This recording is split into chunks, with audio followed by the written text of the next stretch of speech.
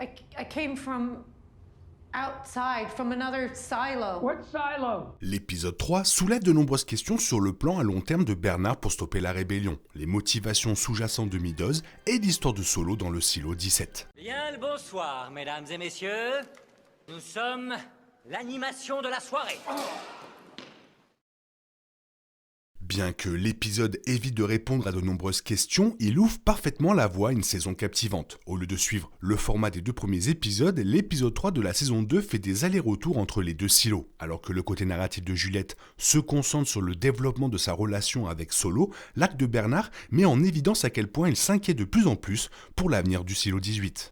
Contrairement aux épisodes 1 et 2 de la saison 2, l'épisode 3 laisse beaucoup de réponses et donne enfin au personnage de Steve Zane, Solo, une introduction appropriée, en soulignant comment des personnages comme le Dr Nichols commencent également à défier les règles du silo. L'épisode 3 de la saison 2 donne un aperçu de la façon dont les graines de la rébellion commencent progressivement à germer, alors que des personnages comme le juge Meadows se préparent à partir pendant que Juliette planifie son retour chez elle. L'épisode de la saison 2 se termine sur une note tendue et pleine de suspense, laissant les téléspectateurs avec plus de questions que de réponses. Lorsque Juliette demande à Solo ce qui s'est passé dans son silo, il lui raconte l'histoire d'un homme nommé Ron Tucker. Il se souvient que Ron Tucker avait été envoyé faire le nettoyage. Cependant, comme Juliette, il a enfreint la règle du nettoyage car il a probablement vu clair dans les mensonges projetés par le casque de sa combinaison. Selon le récit de Solo, l'homme a apparemment également survécu à l'extérieur et marché au-delà de la colline entourant le silo 17. Sa survie a convaincu de nombreuses personnes du silo 17 que le monde extérieur était sans danger pour les humains. En conséquence, beaucoup ont commencé à se rebeller contre les autorités du silo pour finalement s'en sortir et mourir. Après avoir découvert les parallèles entre son incident de nettoyage et celui de Ron Tucker, Juliette se rend compte que les habitants du silo 18 auraient également pu supposer que le monde extérieur était sûr. Elle craint que, comme les citoyens du silo 17, les habitants du silo 18 puissent également mener une guerre contre les autorités et sortir vers ce qu'ils croient être la liberté, pour ensuite se retrouver face à une catastrophe. Lorsque Juliette demande d'abord de l'aide à Solo dans l'épisode 3, il refuse de quitter son coffre-fort. Après avoir tenté de le convaincre de partir, Juliette finit par céder et s'éloigner. C'est à ce moment-là que Solo sort enfin de son coffre-fort et crie « N'y va pas ». La peur dans la voix de Solo souligne qu'après avoir passé des années, voire des décennies dans l'isolement, il a la soif de connexion humaine. Bien que Juliette remarque des cadavres à l'extérieur de son caveau, il semble évident que Juliette est la seule personne avec qui il a eu une conversation amicale depuis des années.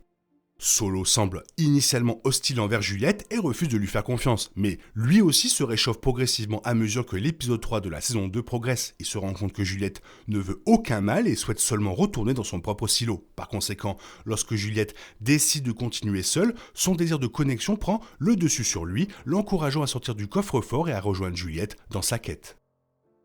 Juliette remarque aussi que quelques cadavres dans le hall à l'extérieur du caveau de Solo ne sont pas aussi vieux que les autres. Lorsqu'elle l'interroge à ce sujet, il ignore et ferme le judas de sa porte. Même si seul le temps nous dira à qui appartiennent les corps et pourquoi Solo les a tués, il pourrait s'agir de personnes envoyées par les autorités supérieures des silos pour tuer l'unique survivant du silo 17, Solo. Puisque tous les autres habitants du silo de Solo sont morts, le silo 17 a probablement été considéré comme une cause perdue par les autorités, faisant de Solo une anomalie gênante.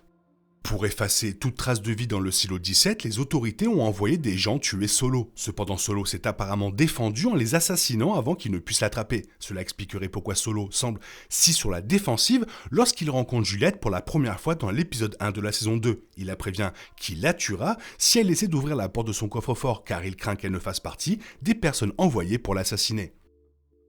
Bernard essaie de tenir sa promesse de laisser la juge Meadows quitter le silo 18 après l'avoir aidé à éteindre la rébellion naissante. Il lui dit qu'il a l'intention de la faire sortir secrètement du silo en éteignant la projection sur l'écran pour s'assurer que personne d'autre n'apprenne son départ. Il lui assure également qu'une fois qu'elle aura traversé la colline et qu'elle sera hors du champ de vision de la caméra, il réactivera la projection. Bernard prend également ses mensurations afin que l'équipe puisse préparer sa combinaison.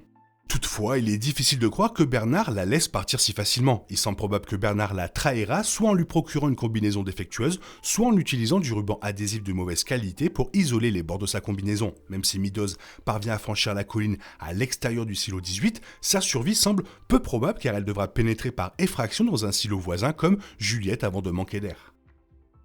Dans l'épisode 3 de la saison 2, Bernard dit à Sims qu'il envisage de mettre Patrick Kennedy sous médicaments, effaçant la mémoire parce qu'il a vu la vidéo sur le disque dur acquis par Juliette. Lorsqu'il propose l'idée à Kennedy, il accepte volontiers et lui demande d'effacer ses souvenirs du passé afin qu'il ne se souvienne de rien de sa défunte épouse et se débarrasse de son chagrin. La façon dont Sims fait référence avec désinvolture aux médicaments effaçant la mémoire suggère qu'il a déjà été utilisé dans le silo.